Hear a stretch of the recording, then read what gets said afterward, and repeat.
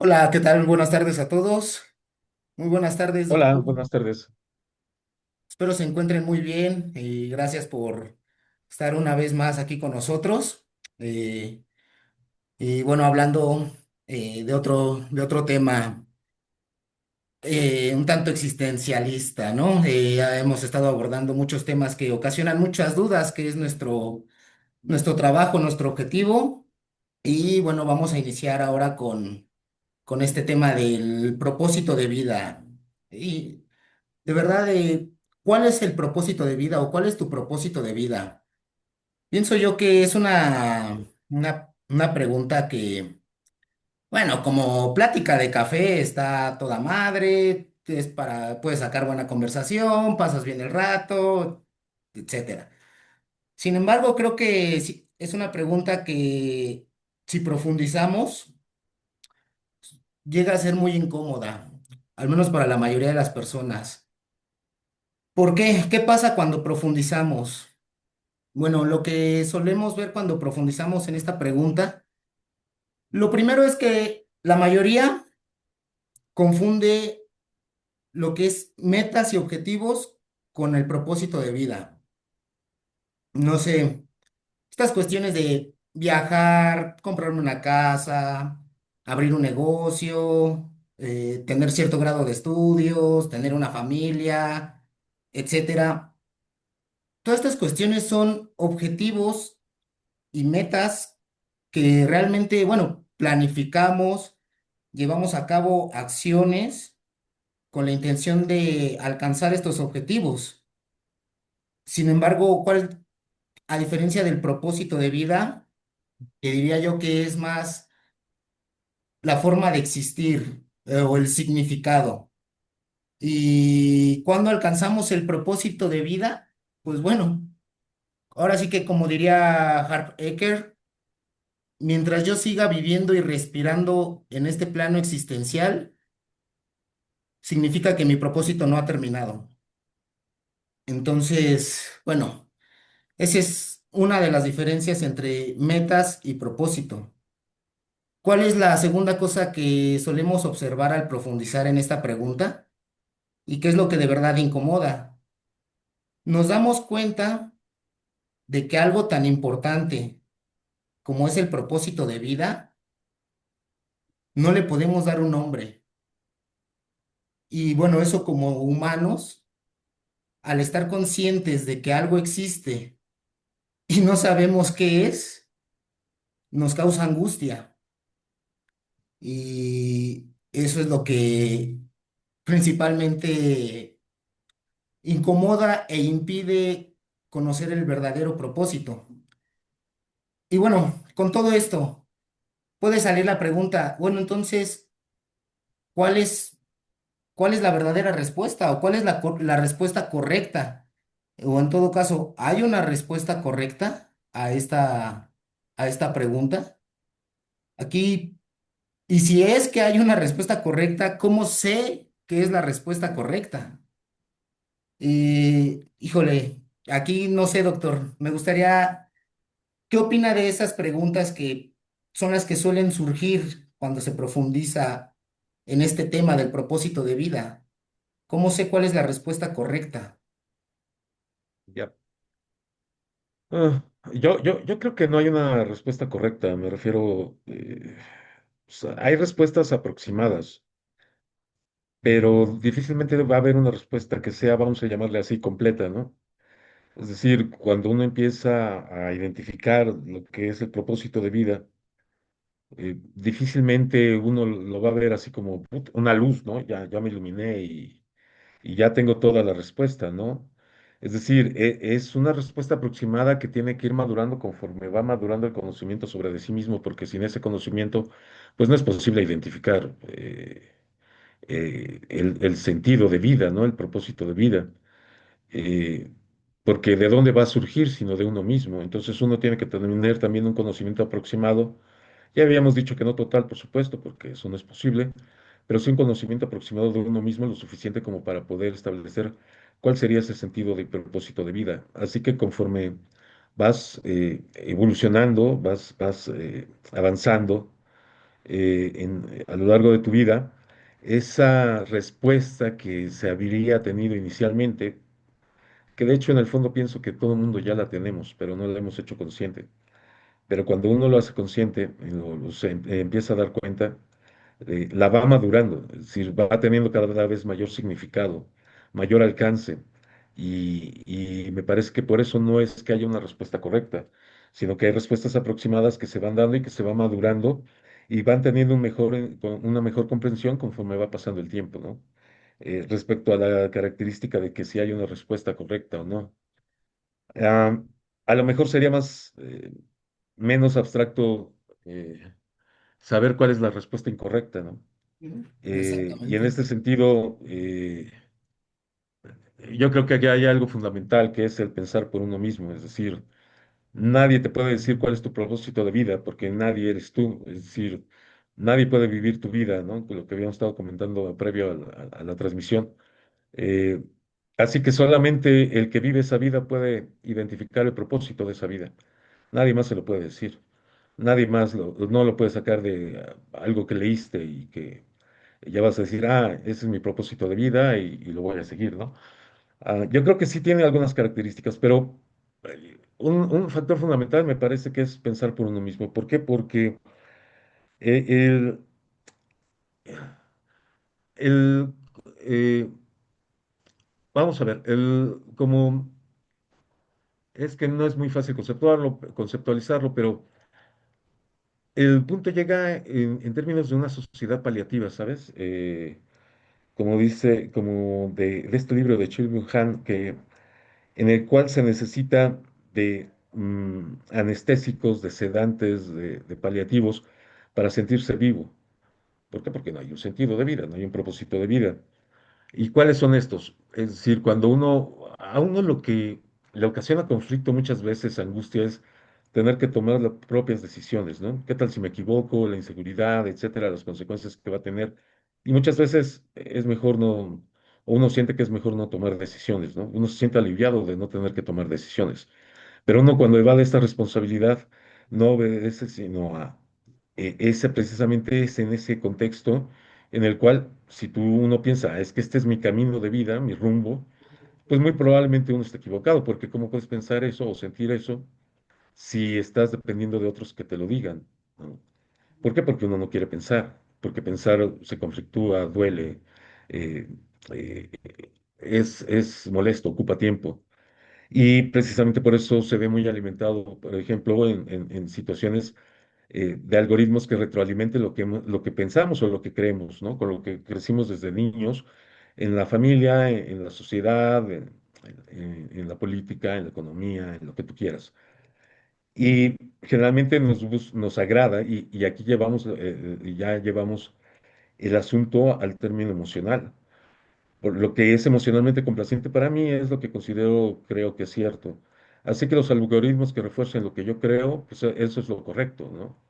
Y uno lo ve en el teléfono celular, en las pantallas, en el que uno, en entrar en redes sociales, en internet, los algoritmos van fortaleciendo las creencias de cada quien y va haciendo una pertenencia que sustituye esa necesidad de pensar.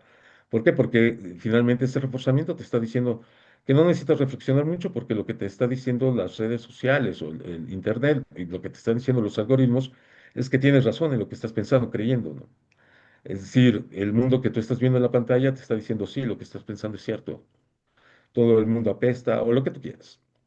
De tal manera que esto nos lleva a un conflicto porque en este tipo de sociedad paliativa, lo que sucede en términos de que me ahorro esa necesidad de pensar y al delegar esa responsabilidad para pensar en otros, simple y sencillamente me hace seguir a otros, ¿no? En lo que tú quieras, cultural, política, lo que tú quieras. Y eso va conduciéndome. No es que yo decida o yo viva mi vida, sino que alguien más está pensando por mí cómo vivir mi vida. Y ese es el punto. Eh, Porque nadie que no lleve su vida o no dirija su vida puede encontrarle el rumbo. Porque si te la están redirigiendo por medio de cualquier vía de comunicación externa, pues simplemente te va a decir, bueno, tienes que hacer esto y lo que sea contrario a lo que te están diciendo los algoritmos, lo que tú quieras pensar emocionalmente te complace y eso es lo que te va a satisfacer, entonces, pues no hay un análisis, no hay una reflexión y eso es lo que estamos viviendo. Pero aún así, pero todavía no se termina ahí porque esto lleva precisamente a un vacío existencial y un vacío existencial de el conformismo, ¿no? El conformismo, entonces, nos podrán estar pegando como sociedad muchas veces. Hay un experimento que se llama Universo 50 muy interesante sobre esto de en las ratas y tiene muchas fases, pero una de ellas era cuando había ya una sobrepoblación y no habría un objetivo para las ratas de buscar su supervivencia porque eso ya estaba resuelto. Se desataban varios fenómenos y uno de ellos era este de que si había alguna agresión de una rata contra otra, pues la rata agredida no respondía, ¿no? A diferencia de lo que hubiera sido una rata que no hubiera estado sometida a esos contextos, a esas variables, ¿no? De estudio. Am, ¿Y esto qué significa? Si uno se pone a ver, pues como sociedad nos golpean varias veces en lo económico, en lo político, en lo ideológico, en lo social, en la seguridad, en la educación, en la salud, mejor dicho, en la enfermedad, para atención de la enfermedad, etcétera, etcétera, etcétera.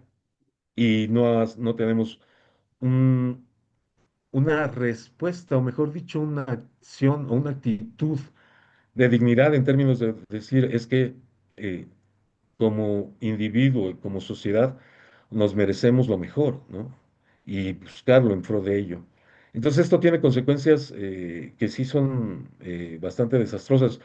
Y estoy hablando a lo colectivo, pero a nivel individual sucede exactamente lo mismo en términos de este vacío existencial de no saber hacia dónde ir por no dirigir la vida. Entonces, desde ese sentido podríamos mejor identificar dónde no está la respuesta, dónde sí podría estar la respuesta y bueno, a partir de dónde, en ese contexto de poder extraer la respuesta, pues ver cuáles son las características que nos pueden definir cómo encontrar el objetivo de vida, el sentido de vida, ¿no? Y el propósito de vida.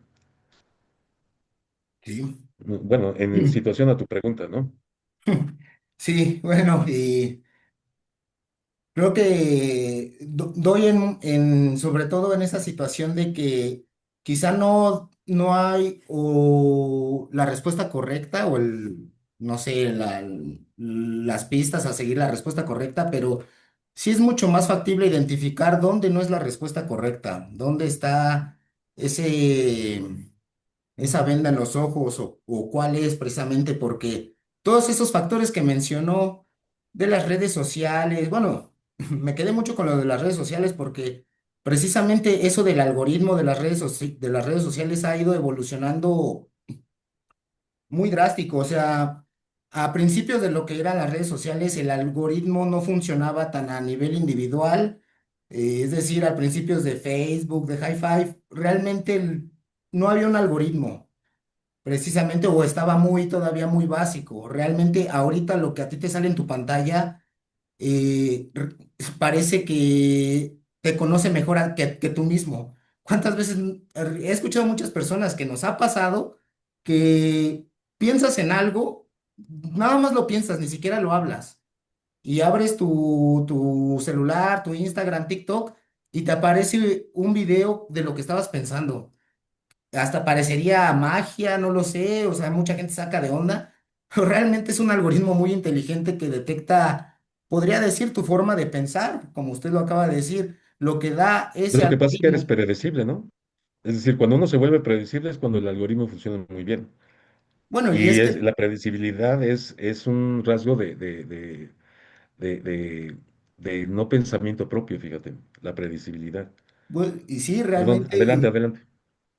es muy difícil bueno, más bien, todos los humanos somos muy predecibles en cuanto a ese sentido, porque realmente para no ser predecible, yo creo que, o al menos en esa situación, sería lo que mucha gente teme y sería no utilizar las redes sociales para, ahora sí que para ocio, porque aunque la mayoría de la gente diga que utiliza las redes sociales para ocio, realmente no es tiempo libre, realmente es una necesidad el estar checando redes sociales y el estar checando videos, el estar dando likes.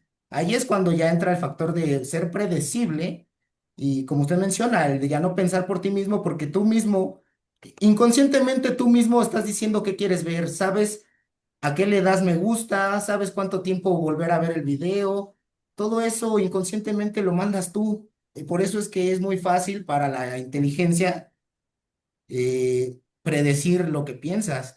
Entonces realmente es muy difícil esa línea de no utilizar las redes sociales o utilizarlas únicamente para lo que sea, ¿cómo decirlo?, fructífero. Y bueno, ahí es una de tantas situaciones que podemos ver precisamente de por ahí no es, ese no es el camino. Cuando tú ya, si te estás identificando en cuestión de que las redes sociales te están prediciendo, te están mostrando lo que quieres ver, entonces es ¿cómo dicen? Una bandera roja. Es una alarma. Si tú te identificas en esta situación de que las redes sociales te muestran todo lo que a ti te gusta, te hacen sentir bien, te hacen, no sé, identificarte, es un foco rojo para saber que no es, que realmente no tienes un propósito de vida y hay que empezar a trabajar en eso. Primero hay que trabajar en eso antes de descubrir cuál es el verdadero propósito. Y bueno, ese es un Sí, ejemplo de las redes sociales. Sí, sí, sí, y adelante. tocaste un punto muy importante, la identidad. Es decir, lo que nos hace sentir el colectivo es la pertenencia, ¿no? No nada más en las redes sociales, sino también en la vida cotidiana, en los grupos, en las amistades, etcétera, la familia, ¿no? Eh, eh, Instintivamente tenemos ese sentido de pertenencia para iniciar por protección y por segundo punto es por la identidad, ¿no? La identidad que se da en base a la situación del colectivo. Ujú. Y vaya, esa es nuestra naturaleza humana, no quiere decir que esté bien o que esté mal. El Claro. asunto es que, digo, no veo prohibitivo de las redes sociales. No, todo surge del por qué y el para qué. Digo, si lo vas a ver porque eres dependiente de las redes sociales para una identidad, bueno, ahí ya habría que cuestionarse entonces por qué necesitas de alguien más para definir tu identidad, siendo que la identidad es particular, es individual y es de un ser que es único y irrepetible, que no va a existir en ninguna otra parte de la historia. De tal manera que vaya, no por usar las redes sociales va a estar, esa individualidad deja de ser. El punto es que lo hagamos de manera no consciente, ¿no? Es decir, no consciente en términos de que, bueno, voy a ya instantáneamente dejé de hacer mis obligaciones y me voy al celular, ¿no? Y entonces ahí me pongo a ver las redes sociales. ¿Por qué? Porque ya es un hábito, ya es algo que Exactamente. nuevamente necesito de esas dosis de anestésicos, de paliativo, para poder seguir funcionando o sobreviviendo, para sentirme que estoy aceptado y que tengo algún tipo de pertenencia, ¿no? Pero aquí viene el asunto. ¿Por qué tendría que yo sentirme identificado con tal o cual situación? mm, si es que realmente yo sé quién soy. Porque si yo supiera quién soy, necesitaría de que algo me identifique o me valide como individualidad. Quizás no. Es decir, podríamos, no sé si recuerden esa canción de En the Wall de Pink Floyd, ¿no? Otro ladrillo en la pared. Ujú. Pero uno puede estar en el celular como un ladrillo en la pared o como tú mismo, ¿no? Depende de uno qué es lo que elija. Así que no es que el contexto haga el ser humano, sino que el ser humano hace su contexto y Exactamente. depende de ello, ¿no? Sí, y para tal vez orientar un poquito esto, un propósito de vida me parece que puede estar indicado por varias cosas. Es decir, qué situaciones o qué experiencias nos pueden ayudar a saber si lo que estamos sintiendo como propósito de vida realmente lo es? Porque podría ser el trabajo, podría ser un matrimonio, podría ser la familia, podría ser los seres queridos, etcétera, etcétera, etcétera. Ah, pero pues un perrito también puede tener ese propósito, ¿no? Puede cuidar el ganado, que es su trabajo, también puede tener familia, etcétera, ¿no? Entonces debe de haber algo más, debe de haber algo más porque, eh, y aquí viene otra situación dentro del rol social, yo soy lo que soy o soy lo que estoy fungiendo ante la sociedad, es decir, esto conocido como máscaras, ¿no? Desde un punto de vista personal, yo puedo ser padre, yo puedo ser hijo, yo puedo ser hermano, yo puedo ser médico, yo puedo ser mexicano, yo puedo ser ciudadano, yo puedo ser X, lo que fuera. Y estoy adoptando un rol diferente de acuerdo a las características o el contexto en el que me estoy ubicando, ¿no? De tal manera que si voy a llenar una solicitud para el pasaporte, ¿a quién le importa si me llevo bien con o no con mis hermanos, ¿no? Lo que importa es saber si soy mexicano, etcétera, otras características. Y así sucesivamente va tomando cada característica de la personalidad, o de la persona, mejor dicho, en términos de funcionalidad en ese rol. Y eso pues no puede ser un propósito porque es parcial. Es decir, para empezar, un propósito tiene que considerarte integralmente, no nada más en términos de una profesión, de un trabajo, de logros académicos, de logros económicos, etcétera. Tiene que implicar todo eso, tiene que ser integral. Entonces, en el momento que uno fija su propósito de vida en algo que es parcial, pues estás obviando, estás olvidando el resto que eres o de lo que es parte de ti. Y eso no puede ser un propósito de vida, porque el propósito de vida tiene que ser integral, ¿no? Primer punto. Segundo punto, creo que cuando uno está más o menos identificado con esa, pues no sé si llamarlo idea, sentimiento, emoción, no sé, es muy difícil de describir porque el lenguaje humano no puede, es muy limitado para muchas cosas, muchas experiencias, ¿no? Eh, pero uno lo siente, uno resuena con eso, uno se emociona con eso. Y ¿sabes qué? Te recuerda mucho a la infancia, es decir, por eso yo decía que el propósito de vida no creo que la gente lo desconozcamos, sino simple y sencillamente en lo que, pues es que podemos ser inconscientes de ello. Podemos Pero yo hablar que creo es que más como sensación que ajá, razón. puede ser sensación. La palabra que sea, yo creo que es incompleta ante la experiencia, pero el punto es que es esa. Sientes que algo hubo en tu niñez, en tu infancia, que está resonando contigo en ese momento cuando lo identificas como un propósito. Y ese propósito también se caracteriza porque, la identificación de ese propósito es porque lo sientes resonar contigo, pero lo sientes resonar con un propósito mayor en cuanto a que no nada más se confiere a ti, sino se confiere también nuevamente al colectivo. Pero aquí estamos hablando en términos del colectivo y podemos hablar lo que el colectivo te domina a ti, o podemos hablar de que tú puedes contribuir a mejorar y a darle forma al colectivo. Son dos cosas diferentes totalmente. Es decir, una cosa es que el colectivo piense por ti y otra cosa es que tú contribuyas a que el colectivo mejore. Y en ese caso el colectivo no puede pensar por ti. Es decir, tú estás aportando con tu individualidad al colectivo, ¿no? De tal manera que ese propósito no nada más puede ser egoísta, sino que también significa una mejora de alguna manera, porque el propósito significa un punto también, un término, un significado, para no ser redundante, pero pues lo voy a tener que ser, un significado de evolución, de camino, de rumbo, de mejora. Eh, y esto, por lo tanto, se refleja en ello, en el colectivo, ¿no? Sí, bueno, pues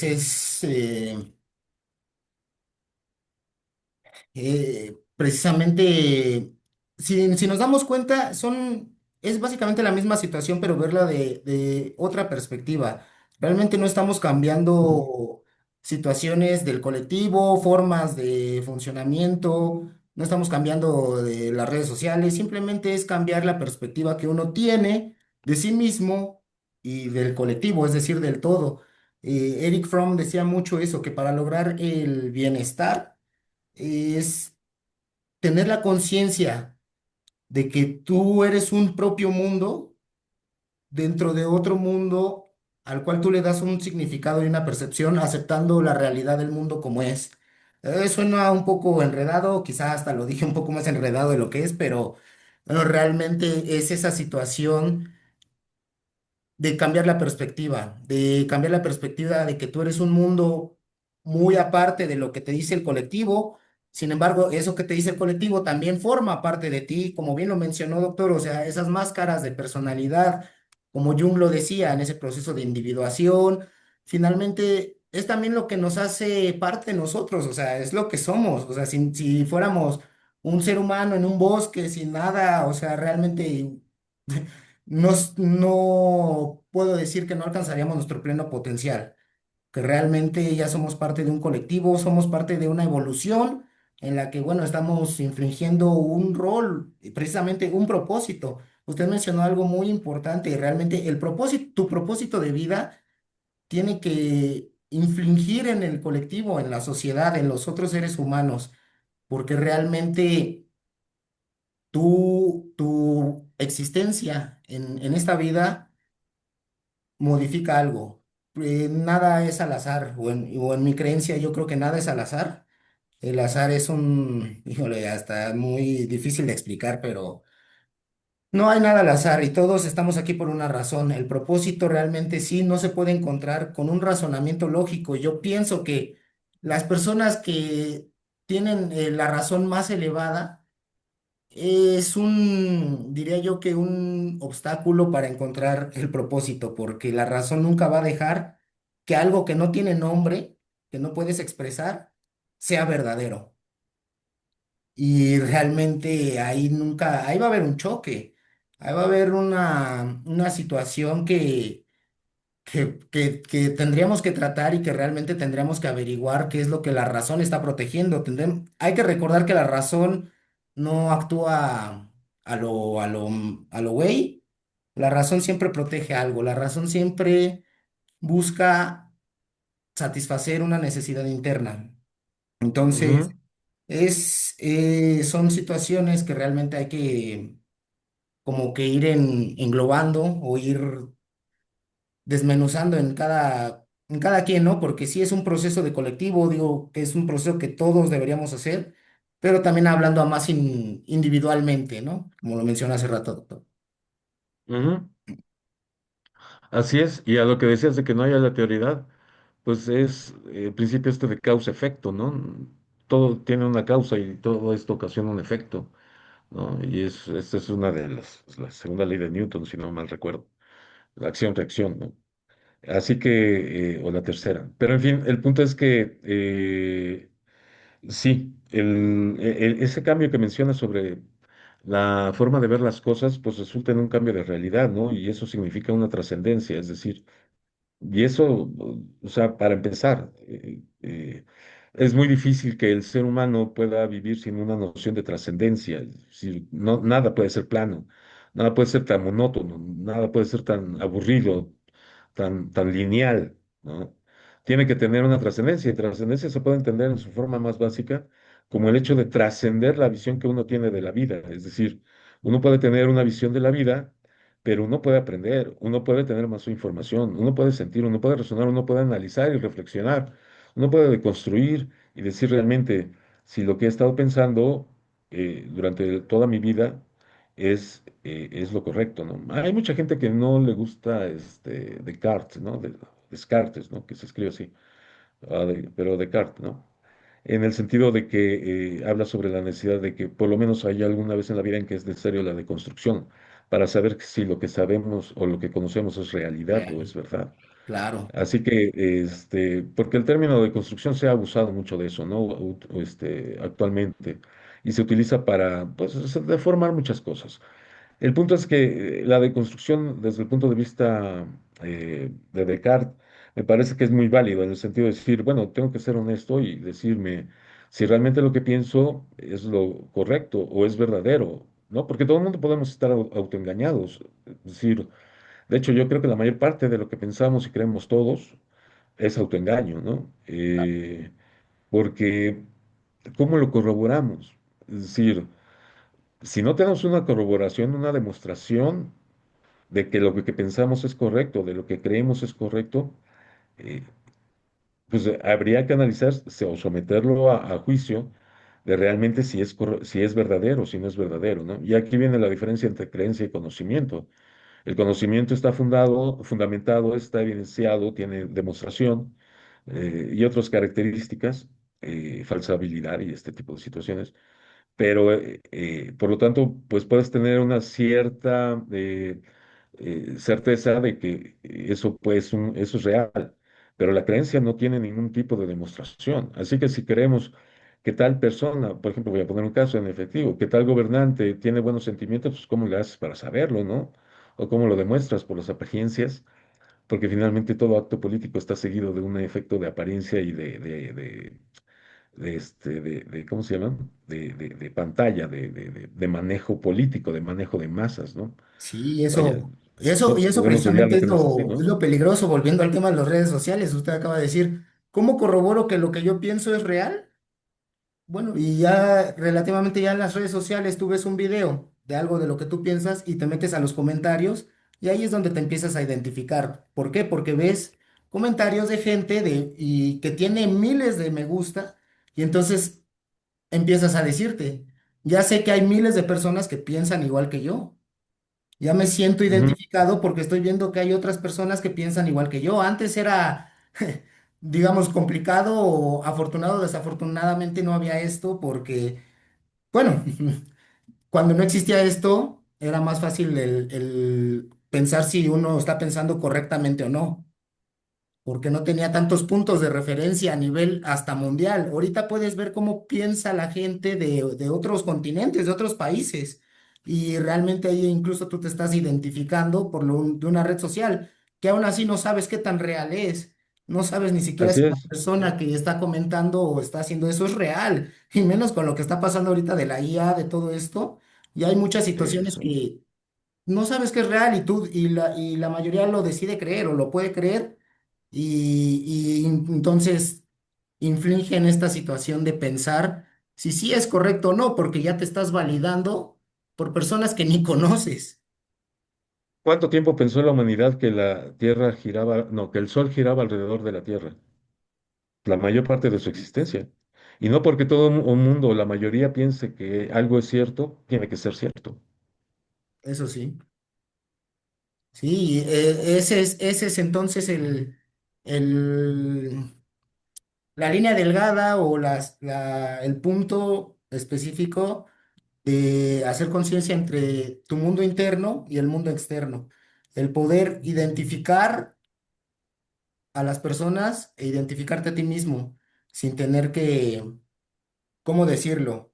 Irte de más, sin tener que poner toda tu confianza o toda tu esencia en esa validación social, porque realmente solo estamos hablando de likes, estamos hablando de Ujú. comentarios, ¿no? Porque incluso hoy en día creo que la mayoría de la gente le tiene más miedo a la muerte social que a algo físico, es decir, le tiene mucho miedo a que los graben. La mayoría de las personas ya no hacen cosas por temor a que los graben y los exhiban en Ujú. redes sociales, ¿no? Entonces, eso ya habla de la importancia de cómo ha afectado ya en su ser, en su propósito de vida, ¿no? Bueno, que es un propósito realmente falso. La autocensura, ¿no? Que es cierto, la autocensura es una muerte, ¿no? Una muerte emocional y una muerte social. Claro, Sí, es muy complejo, muy, muy complejo. Nuevamente, eh, ¿qué es lo que sustituye esa sensación de vacío, o de muerte, o de desolación, o de trauma emocional? Nuevamente es ubicar quién eres, porque eh, muchos de estos vaivenes en términos de qué es lo que puedan decir de mí, yo sé que no es sencillo, digo, todo el mundo tenemos el ego y todo el mundo nos afecta a lo que puedan decir de nosotros, ¿no? claro, Pero llega un momento en que dices, bueno, de todas maneras, lo que haga no va a cambiar lo que están pensando de mí, ¿no? O sea, ¿para qué me voy a esforzar? Es más sencillo y más fácil y más práctico que me valga dos pitos, ¿no? Es decir, porque finalmente la destrucción está aquí adentro, ¿no? Y depende de uno la magnitud que le quiera otorgar a esa destrucción. sí, totalmente, totalmente cierto en esa situación de no poder controlar ahora sí que los pensamientos de las otras personas y siempre, y tener conciencia de que siempre va a haber personas que piensen totalmente diferente a ti.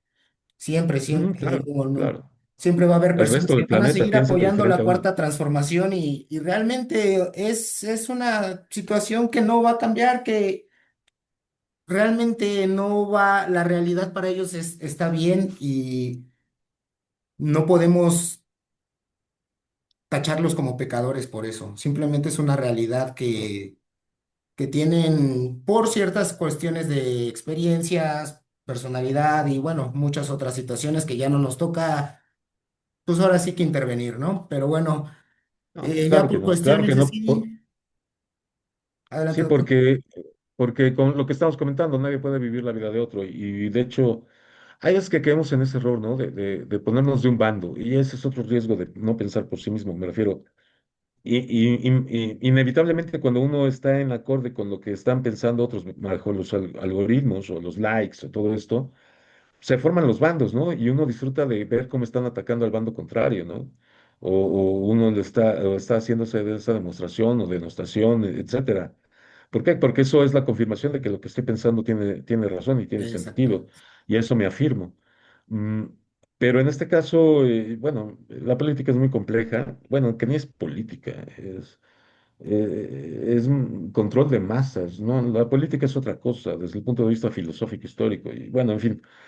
Pero para no entrar en esa situación, ya creo que cada quien tiene su punto de vista y lo importante no es ver si uno tiene la razón o no, porque caemos en el error de querer tener la razón cuando, nuevamente Descartes, ¿no?